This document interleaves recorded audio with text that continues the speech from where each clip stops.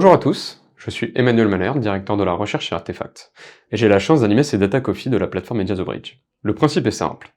Un expert data, aujourd'hui Samy. Bonjour Emmanuel. Bonjour Samy. Un sujet data aujourd'hui, l'IA générative, et un bon café. Alors Samy, qui es-tu chez Artefact?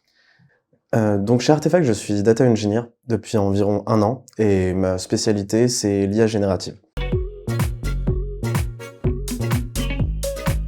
Et à ce sujet, tu as présenté à Vivatech cette année un outil dénommé Babylon. Tout à fait. Pourquoi Babylon? Babylon, c'est une référence en fait à la cité du savoir. C'est un outil qui permet de compiler le savoir, donc pour nous, c'était un nom qui était très explicite et plutôt approprié.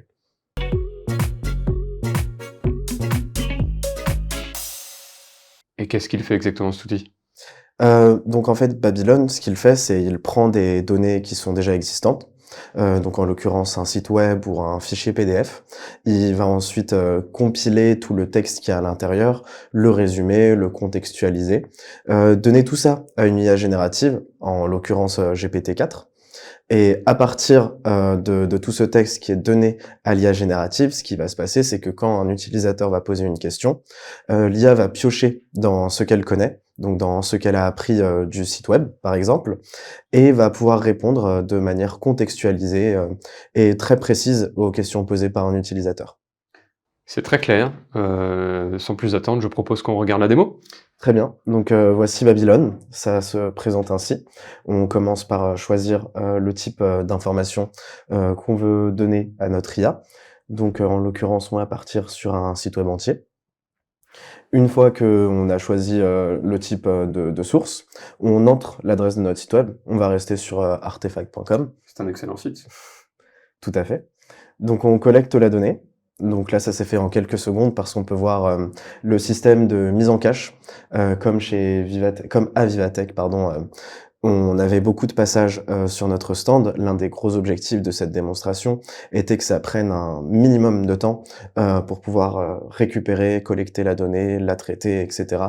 Donc on a mis en place beaucoup de technologies derrière qui permettaient de faire tout ça. Et en voici une justement en action. Une fois que c'est fait, on va du coup connecter la donnée qui a été récupérée au robot, donc à notre IA.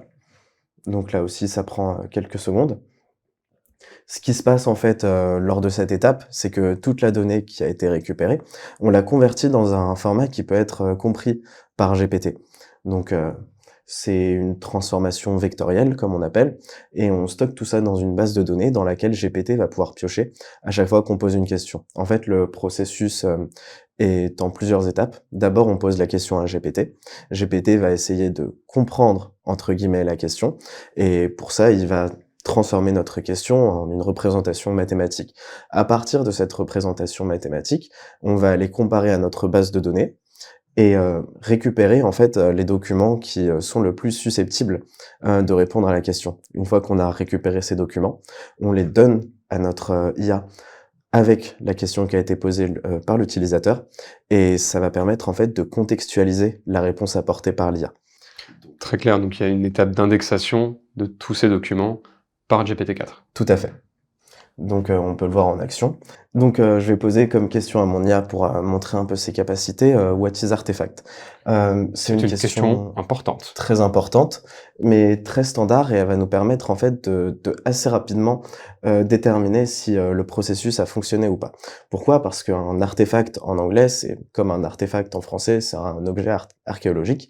Et donc si on pose cette question à ChatGPT, qui lui aussi utilise GPT derrière, comme il n'a pas les documents qui lui permettent de comprendre ce que c'est que l'entreprise artefact, il va juste nous donner la définition d'un artefact. Alors que ici, comme on va le voir. Donc c'est pas une question si simple que ça en fait, sémantiquement. Exactement. C'est une question qui permet vraiment de montrer le avant-après, entre guillemets. Donc voilà.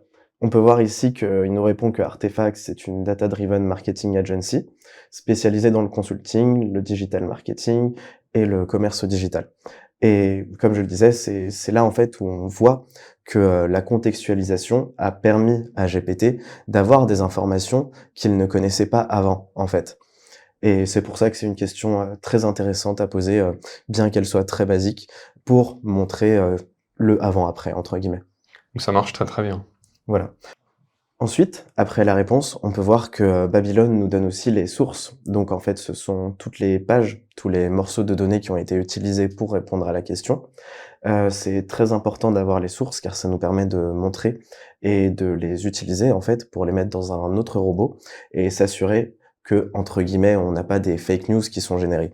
Car ça va être ça en fait, l'un des gros soucis avec l'IA générative et les modèles comme GPT, c'est que lorsqu'il ne connaît pas la réponse, il va avoir tendance à générer des hallucinations qui sont en fait, des fake news, très concrètement. C'est très convaincant, c'est impressionnant parce que c'est rapide et tout simplement ça marche, alors qu'il y a un vrai challenge sémantique à ce problème-là.